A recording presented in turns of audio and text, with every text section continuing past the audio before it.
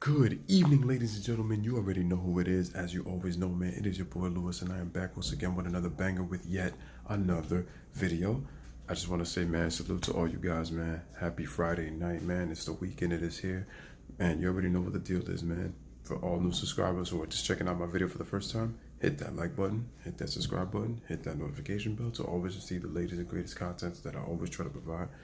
I truly appreciate you guys for always taking the time to watch my videos, and always at the end of each video, man, make sure you like and share this video. It will only help the channel grow. I appreciate it as always, guys, from the bottom of my heart, man. Peace and love as always. But anywho, let's get into this video. Yo.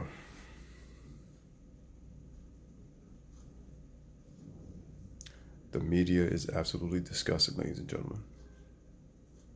They're disgusting. Nothing but a bunch of toxic sludge. Oh, see? Keyword toxic. But they're unbelievable. I cannot believe that once again the media wants to stoop another low as another way to diss Kobe Bryant. What do I mean by this, and what are you talking about, Lewis? Well, Kobe Bryant was just interviewed recently. I forgot but the name of the person who does the interview. I forgot his name. But he asks about Kobe, and he talks about how James is, one of the greatest players in the game. But right now the Lakers are not playing up to their capabilities, and there's been a lot of drama happening in the Staples Center right now, and it's telling Kobe, why hasn't it worked out, and why, isn't LeBron playing up to the way he's capable of playing and improving his team and helping his team win. Kobe says, wait a minute, it's a wrong way to judge, it's unfair to judge LeBron. So remember, they were 6-12 without him, when he was out. But then Kobe mentions about Rajon Rondo. He mentions about Kyle Kuzma. He mentions about JaVale McGee. He mentions about Brandon Ingram. He mentions about Lonzo Ball. And I said, Kobe's absolutely right. You see how Kobe Bryant was objective? And what's so crazy is that Kobe's always been objective. Like, he's pretty much been objective. He may have some bias at times, but he's fairly objective. And yet LeBron stands are always finding a way to bash him, calling him cold break this, calling him that. Sometimes they be like, oh, no, we're always coming after the fan base. No, you come after Kobe too, because it's like no matter how articulate he sounds and the basketball knowledge that Kobe possesses, you still find a way to bash him for no reason. But then everybody's all in their feelings when we critique LeBron as a basketball player. We're talking about his family when that's not even the case. You're questioning his manhood when that's not even the case. Like, we're just talking about basketball, mano-a-mano, one-on-one. If we're comparing LeBron to Kobe, we're talking about that.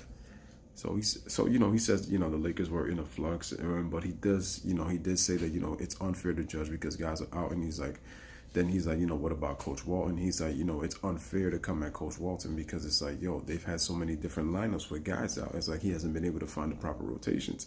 Other guys are going to feel different because they're going to say, well, Luke Walton doesn't even really know how to coach. According to some, they'd say, 3 years into this project, and it's like, it's really, nothing much going on. But what I got upset about was then what ESPN and Undisputed decided to do today. They had the gall, they had the audacity to use Kobe Bryant as a crutch with the words that he's talking as to find a way to make an excuse as to why LeBron James is not playing defense. I said, this is unreal. And even Chris Carter today on First Things First was doing the same thing. And it's like, Kobe Bryant was, burned to the ground, at 34, playing all this defense. And LeBron's an exceptional defender because he made 5 times, first team all defender. And I was like, first of all, once again, Chris Carter, this is why your ass is sick to football. You're comparing Kobe's 12 all defensive selections, 12, to LeBron's 6.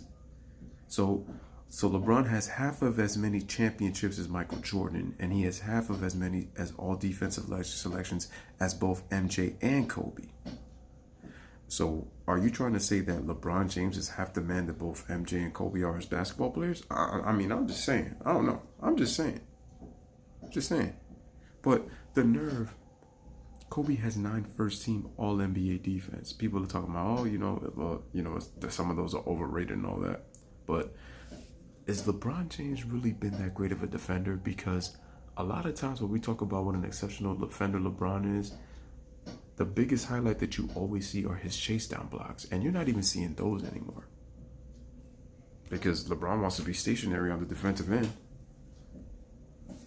He's not even really good at being a team defender. He's just standing out there in no man's land, stuck on an island, and putting his hands up and just put power to make in the face. And then Max Kellerman, all of these media pundits, it's like, it just gets me so upset how they treat Kobe Bryant. They try to erase him from NBA history. You know, you're not even considered a great player. And I said, LeBron has so many deficiencies in it. For a great player, LeBron has so many deficiencies and flaws in his game. Listen, no NBA player is perfect. But in terms of when you're talking about the gold standard, man, the pantheon of basketball, LeBron just does not measure up as many people keep claiming he does, man. And his stands every single time, man, it's always finding something to disregard another player. Like, I just don't know what goes on in their minds, man. It's like they have mushed bananas for brains. Like that's what they have. And how convenient that they use Kobe's political words that he was talking about the state of the Lakers because he was defending LeBron and he was defending Luke Walton.